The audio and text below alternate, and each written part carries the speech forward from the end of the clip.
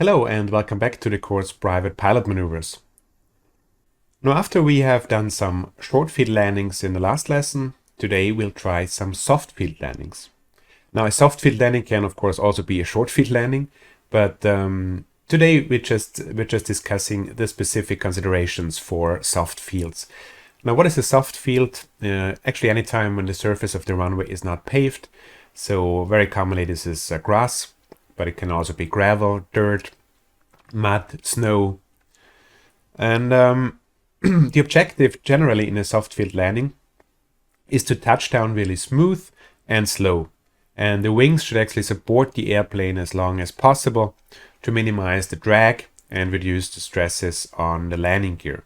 By drag, I mean the drag caused by the rough surface. Now here in this picture you can see an example of a soft field. It's actually also pretty short.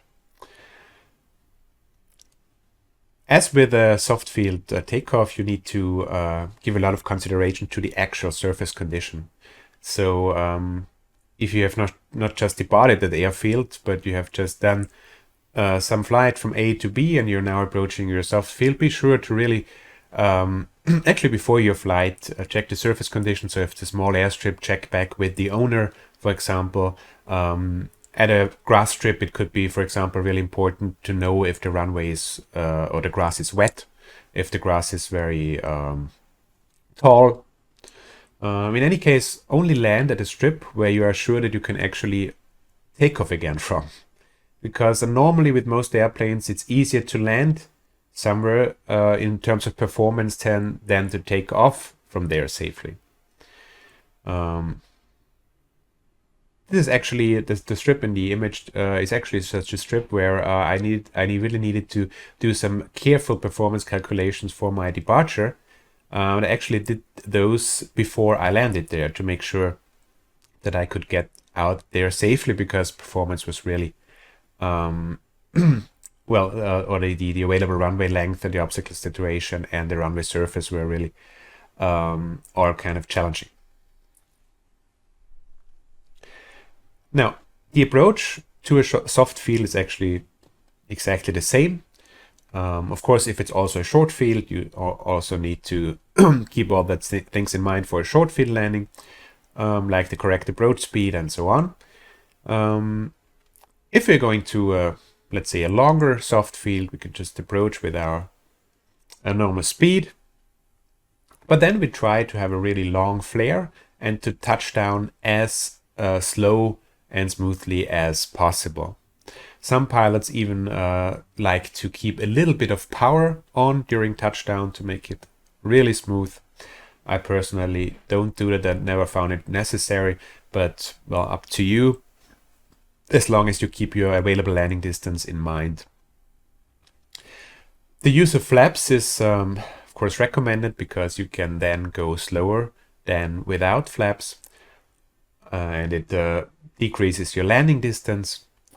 Just keep in mind that if you're landing with full flaps, then when you exit the runway at the latest, you should retract them, because taxiing on loose and soft surfaces might damage the flaps when the propeller throws some, for example, rock, mud, stones, whatever onto the flaps. So after landing, taxi with the flaps up, and also a taxi with the control column or the stick pulled fully back to relieve the stress on the nose wheel. What you can do as well, if you're approaching a strip that's unfamiliar, you're not quite sure if the surface is suitable, you can fly kind of a touch and go.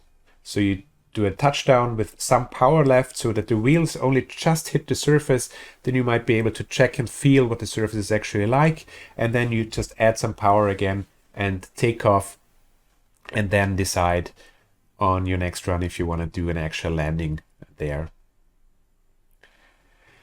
Now, applying brakes, especially if the field is not too short, but even then, braking is often not required. Even if it's a short strip, but with quite long grass, you will have a lot of drag after touchdown. So really very often you don't need any brakes at all. Actually, it's often the case that you need to add power in time so that you don't stop and get bogged in the soft surface, and that you will be able to vacate the runway easily. Now, what are common errors during soft field landings? Coming in too fast. And then, of course, you run up into problems if it's a short field, if you're too fast. But also, this is bad for a touchdown because you want to touch down as slow as possible. So the next error would be an inadequate touchdown attitude, too flat, too fast. So you really want to keep your nose up and touch down with very little forward and vertical speed.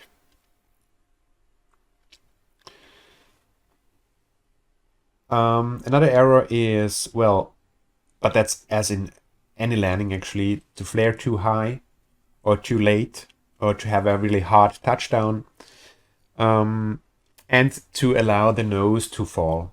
So after your touchdown on the grass or whatever soft surfaces is, just with a normal landing, keep a little bit back pressure on the stick, keep the nose up, don't let go and have the nose drop onto the ground, but just lower the nose wheel really gently. All right, this concludes the briefing. This is another challenging and really fun thing to do, performing a soft field landing. And I'd say we should try that out. So I'll see you in the airplane.